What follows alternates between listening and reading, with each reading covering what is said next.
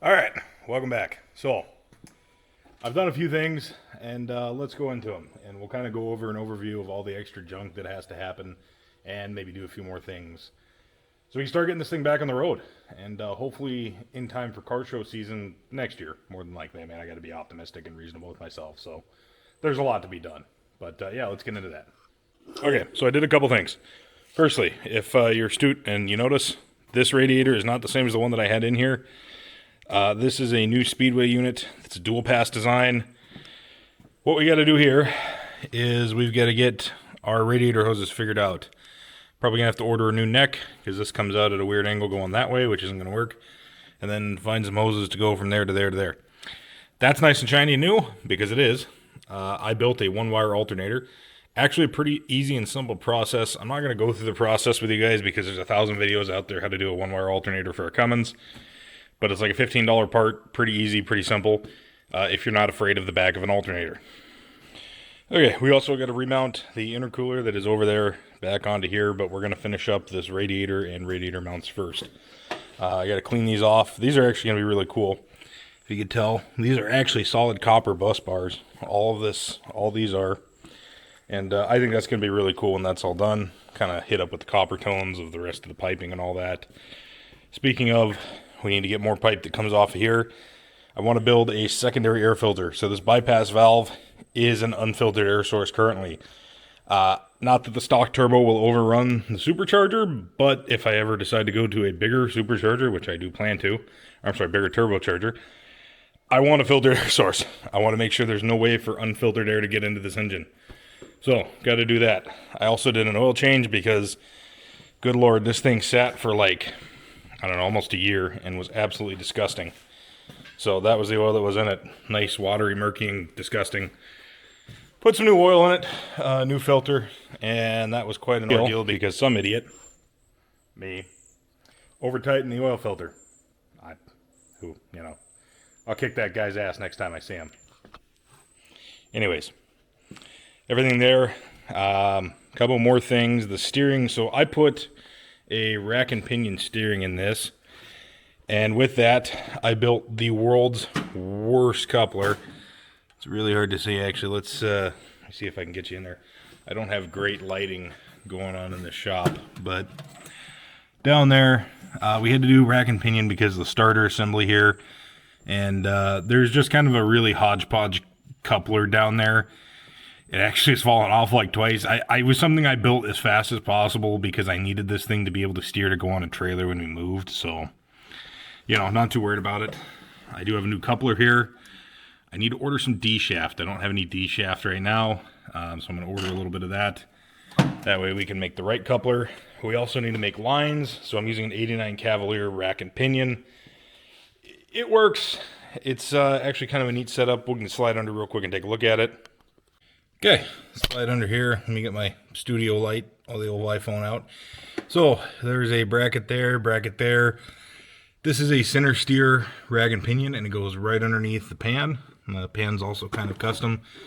So I would like to build like a lowering or kind of a skid bracket for it. That way it's not the lowest assembly there. But anyways, one of those things that it does work, it does function, but you can see we need a little bit better coupler. This was really just kind of a last minute put it together to get it on the trailer sort of scenario. And it does work, just not as well as I'd hope. Dipstick. The transmission dipstick needs to be changed. I'm not happy with the way that is. I need to do a better transmission mount and also hang this wire up that's right here. Because, so get the cobwebs out of there. It's spiders already. Anyways, change that transmission bracket and mount, and then also more than likely shorten the drive shaft and reinstall the drive shaft and pull the yoke out of the back of this thing so we can do all that. I'm guessing that this is going to have to go up a little bit. So we'll probably redo this transmission mount with a second unit right here. That way everything is a little more, fits better, at least fits the way I would like. This was just kind of a, as you can see, there's not even a bolt in it. This was really just like a super quick, put it together, get it done, so this thing can go down the road, because we had to get it on a trailer and loaded. But I do need to take care of that electrical line and zip tie that up against the frame, or put it up against the frame, because it works. So we now actually have a functional charging system with a new alternator that's in there. Also need to hang like I said, we need to pound out the old U-joint on the drive shaft and put in a new yoke. That amongst many other small things, including probably like a diff oil change. There's a fuel line on the other side I'd like to take care of and run a little better, but otherwise, there's still a lot of stuff to do. You could actually get a really good idea of just how clean this car is and why I purchased it. This is all original. There's no rust. There's no nothing, so it was really hard to argue with this thing when it came up for sale. It does look like it's had a patch panel, I would guess. Like right there looks to be a patch, but it looks to be fairly well done, at least good enough for who it's for. Yeah, so definitely a whole list of stuff to do. All right, so we also have some more goodies coming in from time to time. Oh, what do we got here? I don't remember what I ordered in here. I think this is my transmission dipstick.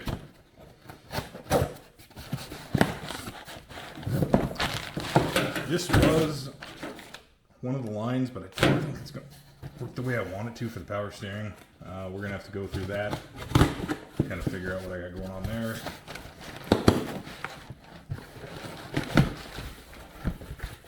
Don't tell AEV, I couldn't get them to but all new sorts of goodies. Of course, we have the whole interior to go through as well. That's a whole nother ordeal, is trying to find somebody that'll actually do interior stuff for me. That was an oil filler kit, oil tube filler kit. I don't think I'm going to use it because I wasn't really happy with the way. Go for a ride. Step over that. I forgot on this thing, the oil filler is right here, and it has to be this short one. I was going to try and make it the long one because the long one fills better. But unfortunately, with this belt right in the way, there's no way we can really do that. So, to the parts shelf with you, because I'm not going to use that thing ever again.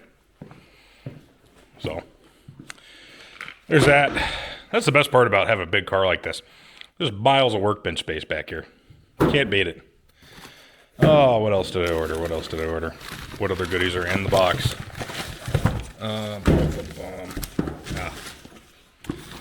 See here. I think this is a transmission dipstick. Should be. Let's see. Just, yep, flexible dipstick for a 47RE. Actually, it's not for a 47R, it's for a 727. But if you didn't know, fun fact, 727s, 46, 47, 48 REs are all basically just a 727 with overdrive and electronics. So, that dipstick will work for a 47RE, which is what this is, except this is a full manual valve body in it. But, yeah. One more thing. What is this? The fuel filter head. So, one thing I've got going on, we'll do that here in a little bit. The fuel filter on this has a fuel filter heater, which are notorious for leaking and notorious for causing problems. So all this is a little screw that eliminates that. Let's go ahead and do that. This is going to be hard to work around, but we've got to get this fuel filter off here, which luckily I don't tighten anything ever very tight. Over tighten the oil filter. It's going to be a bitch to get primed back up, but let's see. We'll get this fuel filter out of the way, and I'll get you. So, that plastic bit that you're looking at with the weird connector right there on the side, that is a fuel filter heater, and we want to get rid of that guy completely. So, we're going to try and pull that guy off there, if I remember right, on these. Let's see. We're just going to grab a hold of the threads underneath here with like a set of Knipex.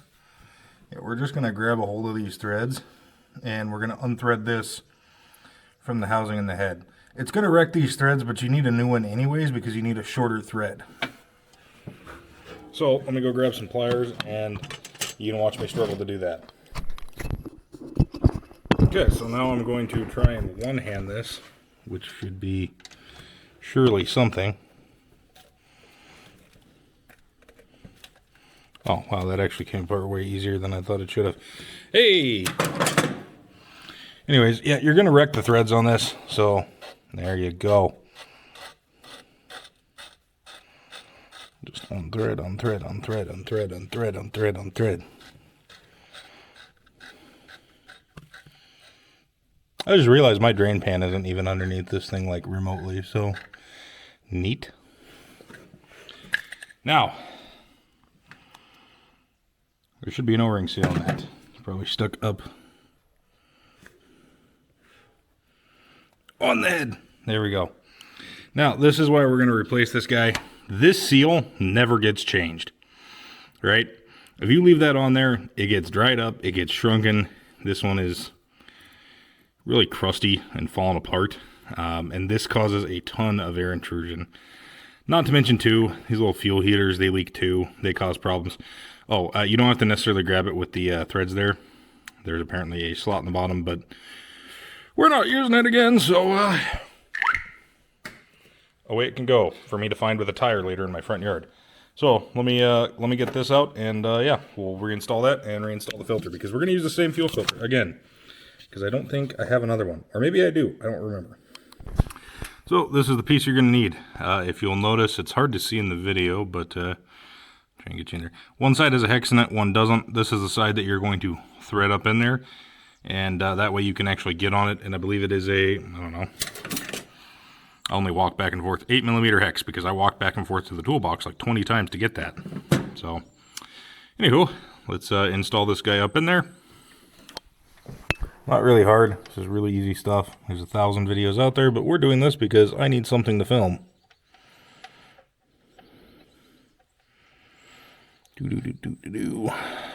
So thread that guy in there, and we'll get it nice and tight.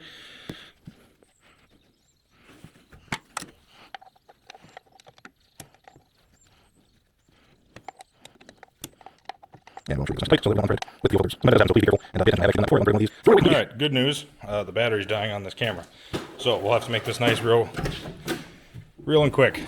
Good news is this car has a electric fuel pump, so released a priming pump because I was ahead of myself on that one. Oh, oh.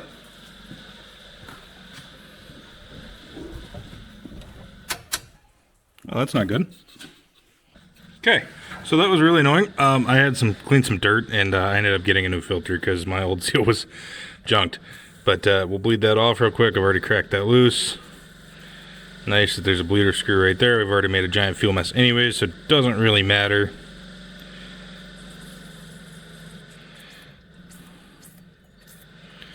Try and bleed off as much air as we can, so this thing will probably start and run, maybe. Think about it.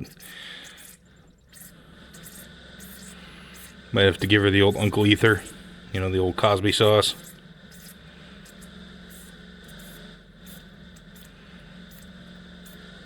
Like I said, the priming pump is definitely nice.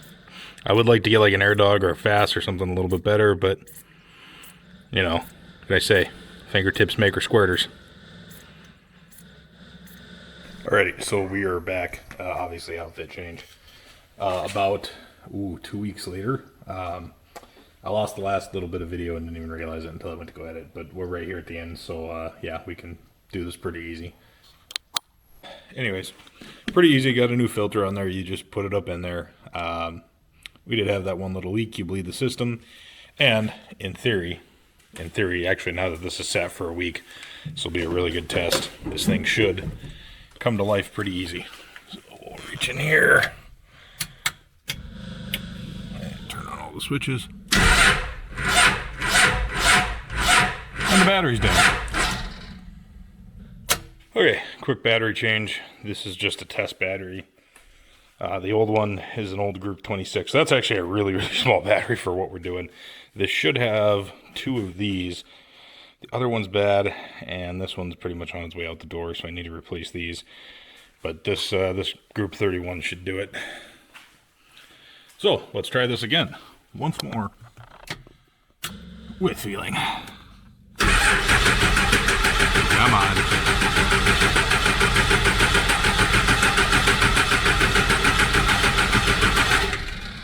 Oh, you pain in the butt. Yeah, these things take forever to bleed. So.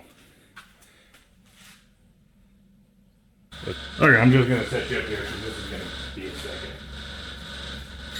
That. Throttle control.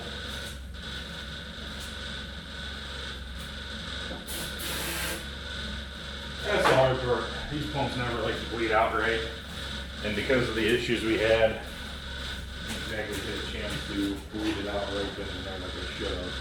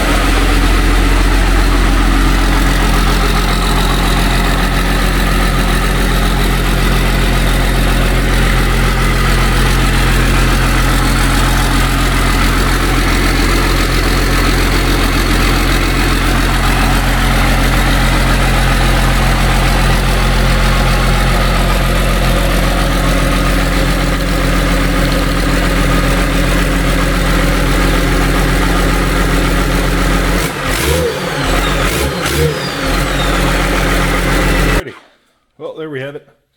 There's kind of a comprehensive list of all the junk I still need to do and some of the things we're starting with. So there we go. Quick fuel heater delete. That should help this thing start preferably forever. I'm sure this thing will actually still need the air bled out of it quite a bit. It takes a hot minute. These things ain't exactly easy. But I can't let it run for a long time because the cooling system ain't hooked up. So yeah, that'll be a next project. Probably start working on that. Anyways, see you guys later. See you next time.